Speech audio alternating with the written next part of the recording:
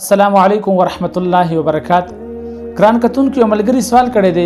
چې کله یو انسان باندې غسل فرض شي او بیا دغه انسان په دغه حالت کې چې په د باندې غسل فرض دی دغه انسان د بدن نه خوله را بهر شي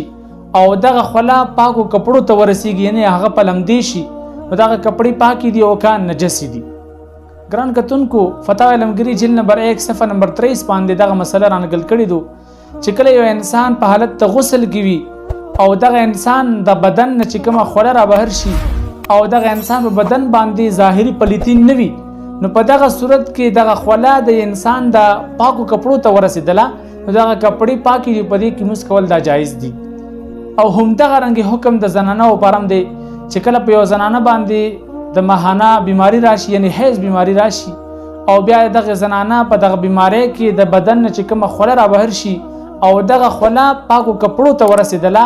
یا دغه زنانه د په حالت ته نفاس کې یعنی بچی پیدا شوی هغې نه وروسته دی په دغه بیماری کې ده